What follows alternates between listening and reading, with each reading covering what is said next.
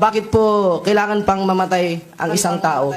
Bakit po hindi na lang siya manatili sa lupa upang sa ganun makakapaglingkod siya ng habang buhay sa Diyos o kaya sa halimbawa sa pamilya niya o sa tao. Halimbawa namin mga pulis po kami, makakapaglingkod po kami ng matagal sa taong bayan. Yun po. Napakaganda nung tanong mo, kapatid, sa yung naiisip mo, dahil siguro maganda ang konsyensya mo, di ba? Na mas maganda nga mabuhay ka ng 500 taon, 1,000 taong kang pulis, marami-raming magnanakaw ang mahuhuli mo, di ba, no? Pero ang tanong ko naman sa'yo, kapatid, lahat ba ng pulis mabuting pulis? Kung halimbawa naman ang pulis naman talagang, kumbaga, duhapang at saka ang tawag timawa, bubuhayin mo naman ng 1,000 taon. Napakarami namang maloloko ng pulis na yon, di ba ganon, kapatid?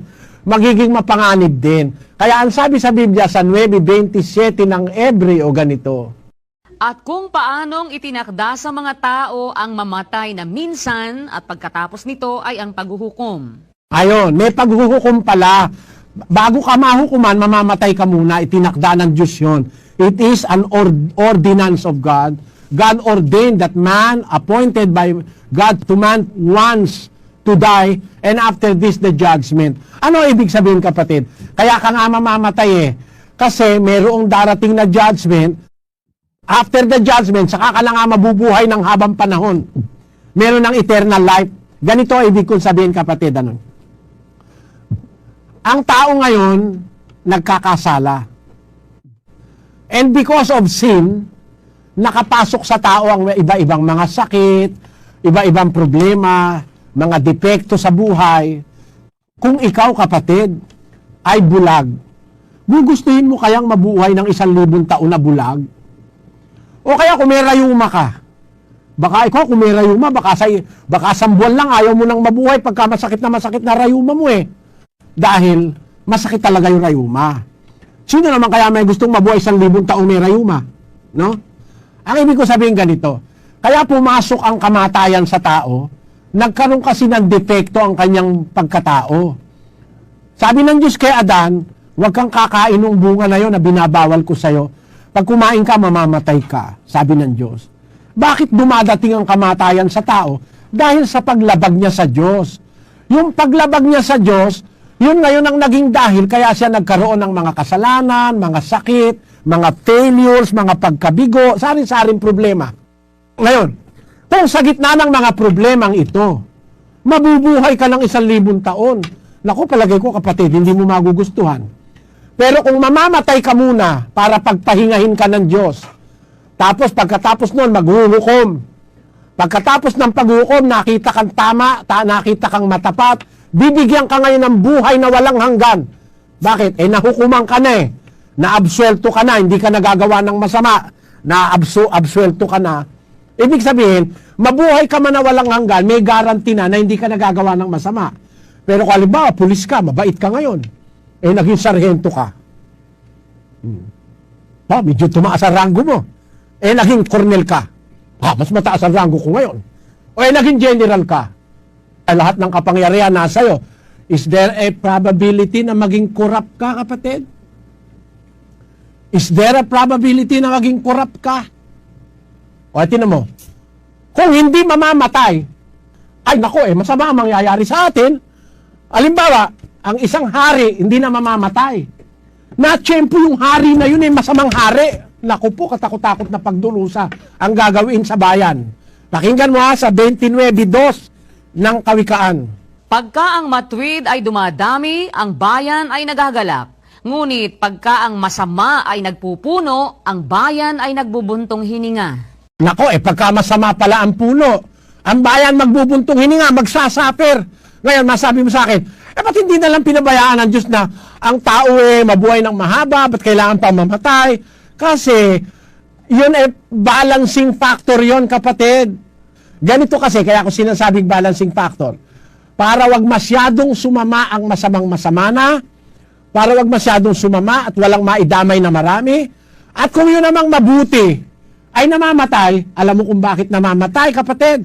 57:1 ng Isayas. Pakibasa, kapatid, na Luz. Ang matuwid na namamatay at walang taong nagdadamdam at mga taong mahabagin ay pumapanaw. Walang gumugunita na ang matuwid ay naalis sa kasamaan na darating. Kaya pala naman pati matuwid na mamatay, pati taong mabubuti na mamatay. Kasi may possibility na yung matuwid madamay sa masasama. Kaya ang sabi ng Diyos, ang matuwid na mamatay para maalis siya sa kasamaang darating. Tinan mo kapatid, ano? Para pala maalis siya sa kasamaang darating. Yung matuwid. Kaya pala ang tao, kahit mabuti na, namamatay pa rin. Kasi para maalis siya, may dumadating na masama, baka matalo na siya. Ganito kasi, tinan mo si Solomon, sa umpisa matuwid yun Kaya nga binigyan ng Diyos ng karunungan yon, ng kayamanan, matuwid kasi si Solomon. Alam mo nangyari nung tumanda na siya, kapatid. Pakinggan mo. Sa unang hari, ganito nakasulat sa Kapitulo 11, versikulo 4, kapatid na Daniel. Sapagkat nangyari nang si Solomon ay matanda na, iniligaw ng kaniyang mga asawa ang kaniyang puso sa ibang mga Diyos at ang kaniyang puso ay hindi naging sakdal sa Panginoon niyang Diyos, na gaya ng puso ni David na kaniyang ama. Yun. Maliwanag nung matanda na si Solomon, mahina na ang kanyang iniligaw na siya ng kanyang mga asawa para sumamba sa mga ibang Diyos, mga Diyos-Diyusan.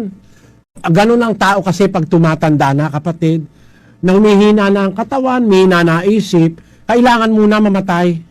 Bakit? Baka mailigaw ka pa Kaya sabi sa Biblia, inaalis ng Diyos yung matuwid sa kasamaan na darating, kaya siya namamatay. Yun pala, preparasyon yun. Para huwag ka nang maimpluwensyahan pa ng kasamaan para pag nabuhay kang mag-uli, kasi may pagkabuhay na mag-uli para hukuman ng tao, baka doon mo na lang ipagpapatuloy yung buhay na walang hanggan sa isang lugar na hindi ka na pwedeng sumama at yun ay sa piling ng Diyos. Makakapiling mo na ang Diyos at si Kristo, wala nang possibility sumama ka. Pero pag nasa lupa ka, kahit mabuti ka, may possibility kang sumama tingnan mo si Adan. Di ba sumama si Adan, lumabag sa Diyos. Kahit mabait pa si Adan nung umpisa, lumabag siya sa Diyos Yun ang possibility. Kaya nagtakda ang Diyos ng kamatayan. Isang dahil, para yung mabuti, mamatay na lang na mabuti. Para magbuhay siyang walang hanggan. Kasi baka kung humaba pa yung buhay niya, baka maano siya. Baka ikaw pagka ikaw pulis na, hindi ka na SPO1. Baka pag ikaw general na, hawak mo na yung pera ng armed forces, kung saan-saan mo nadalhin, para kung mahal ka ng Diyos, ang gagawin sa iyo ng Diyos, pagka ikaw major pa lang, kukunin na kita, baka mamaya sumama ka pa pag naging general ka. Ang tao kasi nakukurap. Kaya ang Diyos, pagka yung isang tao matuwid talaga, kinukuha niya rin. Pinapayagan niyang mamatay kasi para iligtas niya sa darating na corruption o sa darating na masama.